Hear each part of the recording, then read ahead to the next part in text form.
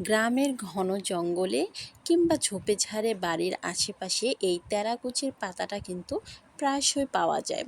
অনেকে এটি শুধু শুধু জঙ্গল ভেবে খান না, কিন্তু এটিতে যে কি বড় ঔষধি গুণ আছে এবং খেতেও কিন্তু খুবই সুস্বাদু। আজ আমি আপনাদের মাছ দিয়ে এই তেলাকুচির পাতা রান্না করে দেখাবো। আপনারা এটি রান্না করে দেখে বাসায় ট্রাই করবেন, অসাধারণ খেতে হয়। সাথে সাথে ঔষধি গুণ তো ফ্রি আছেই। তো আমি তেলাকুচের পাতাগুলা অর্থাৎ কচি পাতা এবং কচি ডালের অংশটা নিয়ে নিচ্ছি, শক্ত অংশ নেওয়া যাবে না। পাতা প্রায় সবই নেওয়া যায়, কিন্তু ডালগুলো শুধু আগার নরম অংশটাই নেওয়া যাবে। আমি সুন্দর করে এটাকে বেছে নিচ্ছি। এই যে দেখুন, এটাকে বেছে নিয়ে আমি পরিষ্কার করে ধুবো, এই জন্য ভালোভাবে বেছে নিচ্ছি। আর শক্ত অংশটা নিলে সিদ্ধ হবে না, এই জন্য সেটাকে ফেলে দিচ্ছি। এই তো আমি পরিষ্কার করে দেখুন ধুয়ে নিয়েছি পাতাগুলো। এবার আমি রান্নায় চলে যাব। তো চলুন রান্নায় চলে যাই। আমি এখানে শিং মাছ দিয়ে এটিকে রান্না করব। শিং মাছ, হলুদ গুঁড়ো, মরিচ গুঁড়ো এবং লবণ, এই তিনটি দিয়ে সুন্দরভাবে মেখে রেখেছি। এখানে পেঁয়াজ কুচি, মরিচ কুচি আর এখানে আলু কুচি রেখেছি। খুব সিম্পল মশলায় রান্না করব, খুব বেশি মশলার প্রয়োজন নেই। এখানে জিরা হালকা তেলে ভেজে গুঁড়ো করে রেখেছি। তো আমি মাছগুলোকে ভেজে নিলাম, এটা দেখালাম না, সবাই তো মাছ ভাজি পারেন, এই জন্য মাছটা ভেজে তুলে নিলাম। এবং সেই মাছে ভাজার তেলের কড়াইয়ে আমি পেঁয়াজ এবং মরিচ কুচি দিয়ে দিচ্ছি। দিয়ে হালকা কিছুক্ষণ নাড়াচাড়া করব। এটাকে আপনাদের ব্রাউন কালার করে ভাজার কোনো প্রয়োজন নেই। আমি এখানে লবণ দিয়ে দিলাম আর দিলাম সামান্য একটু রসুন বাটা। এই রসুন বাটাটা কেউ দিলেও পারেন, না দিলেও কোনো সমস্যা নেই, তবে যেহেতু শাক দিচ্ছি একটু দিলে ভালো লাগবে। হালকা কিছুক্ষণ কষিয়ে পেঁয়াজটা যখন সফট হয়ে আসবে সেখানে দিয়ে দিচ্ছি হলুদ গুঁড়ো এবং পরিমাণ মতো মরিচের গুঁড়ো। আপনারা চাইলে এখানে যদি কাঁচামরিচটাই পুরোপুরি ব্যবহার করতে পারেন, আমি দুটো মিক্সড করে ব্যবহার করেছি যাতে কালারটা দারুণ আসে। তো আরও কিছুক্ষণ নাড়াচাড়া করে নিচ্ছি। পেঁয়াজটা কিছুটা ভাজা ভাজা হয়ে গিয়েছে। এ পর্যায়ে এখানে কুচানো আলুগুলো দিয়ে দিচ্ছি।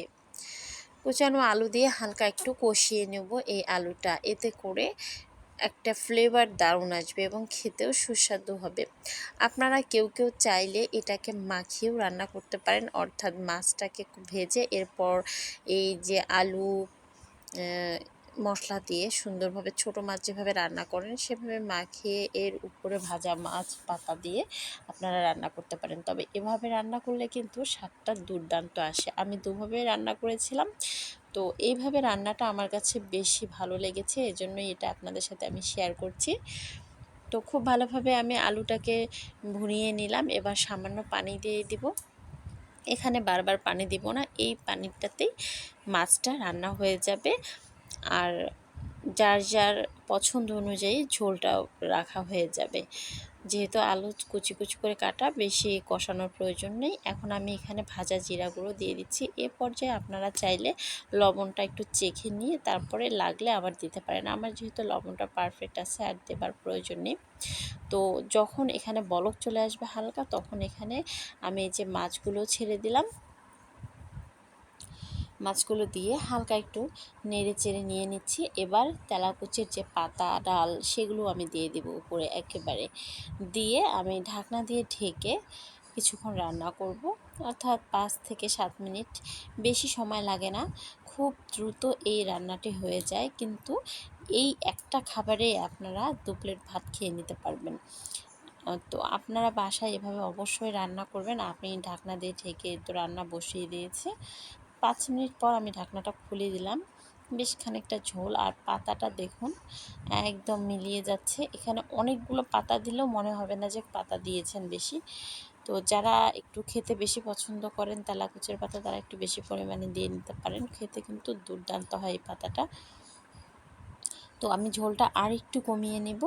আপনারা যে যার যার পছন্দ অনুযায়ী ঝোলের পরিমাণ রাখতে পারেন। কেউ একদম ঝোল শুকিয়ে চচ্চড়ির মতো করেন, তো যার যার ইচ্ছা অনুযায়ী রাখতে পারেন। তো আমার এই রেসিপিটা আপনাদের কার কার ভালো লাগলো অবশ্যই বাসায় ট্রাই করবেন এবং কমেন্টসে জানাবেন কেমন লাগলো। আমি একদম এই পর্যায়ে নিয়েছি শুকিয়ে। এখন আমি এটাকে প্লেটে ঢেলে নেব। একটা বাটি নিয়ে নিলাম, নিয়ে আমি এটাকে ঢেলে নিচ্ছি সুন্দরভাবে। ঢেলে পরিবেশন করব। তো আপনারা বাসায় অবশ্যই রান্না করবেন। আর আমার চ্যানেলটাকে যদি রান্না পছন্দ হয়ে থাকে অবশ্যই সাবস্ক্রাইব করতে ভুলবেন না। ধন্যবাদ সবাইকে।